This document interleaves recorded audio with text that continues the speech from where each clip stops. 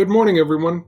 It is day two of our digital learning experience, and the weather's been holding up. It's starting to warm up a little bit.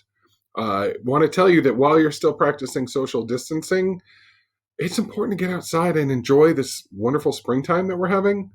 It's nice out. You need to go out in your own yard and enjoy the springtime as it blooms because you'll miss it. So even though you're not going places, you can go in your own yard. You can walk on some of the nature trails, avoiding groups more than 10, the way the government recommends. But take advantage of that. I'm going to be updating today's lesson.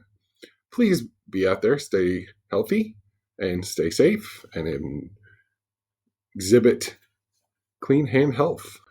Hey class, how are you today? It is March 17th, Wednesday, and I'm creating our lessons for Thursday and Friday, March 18th and 19th. So we'll have the riddle and the agenda. We'll be reviewing the natural selection rules. I'll be explaining what is a cladogram to go with your assignment today.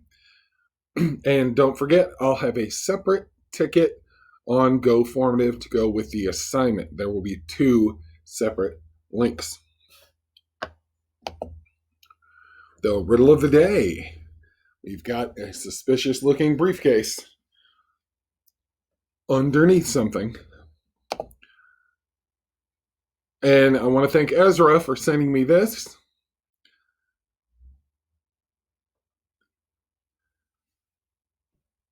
Hopefully those of you that recognize it will be able to understand the sound.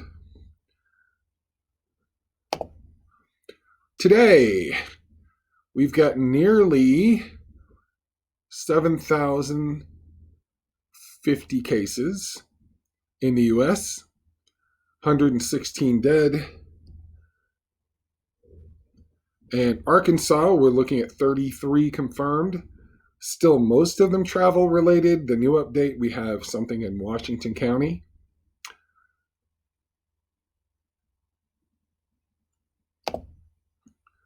Quick reminder, and we'll be practicing this more today. When animals are born, there's more babies that could ever survive. Those babies have different traits. Some of them can help them survive. Those traits that help them survive will be more prevalent in the babies. And that means the population will quickly reflect that. Here's a new graphic for you. This is called a cladogram. You can see we have a bunch of unrelated organisms here on the top that don't really share a lot of each other's characteristics. But if you look carefully, even though a bird and a shark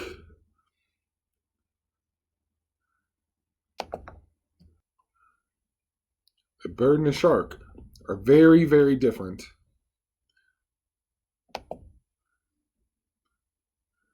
they have something in common, and that is they both have a backbone. Let's wait a second. There it is, the vertebrae.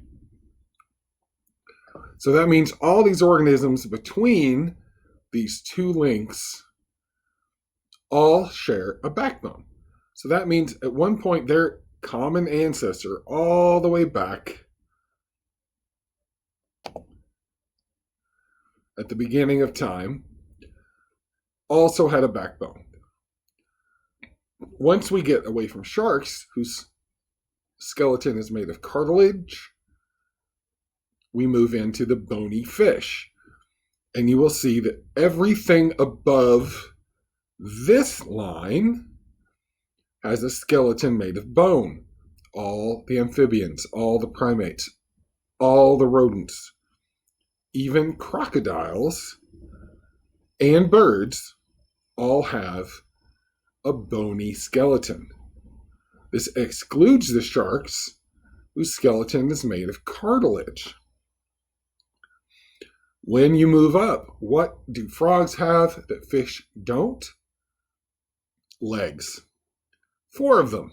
If you look at everything above this link that excludes the fish, everything here has 4 limbs, including birds. They have 2 legs and 2 wings. That counts as 4. Once we move beyond that, we include internal eggs. Frogs lay their eggs outside the body. Mammals, crocs, and birds, even though birds lay their eggs outside the body and crocodiles lay them outside the body, they're warm and they have an internal yolk. That is the amniotic egg. Then we see this interesting split with not only the egg, but internal eggs and external eggs. So you'll see we branch off. Primates and rodents have hair because they're mammals. Crocodiles and birds, no hair, and external eggs with shells. This relationship helps us see through time how species have changed throughout history. And you will do that in your assignment today. We close out with the answers. It's lemonade. And the question is, who came up with the name virus? Martinus Beijerinck, who found out something was making tobacco plants sick. And it was smaller than bacteria, so he named them virus, all the way back in 1898. Enjoy your spring break. I hope to see you eventually. Stay safe, stay clean,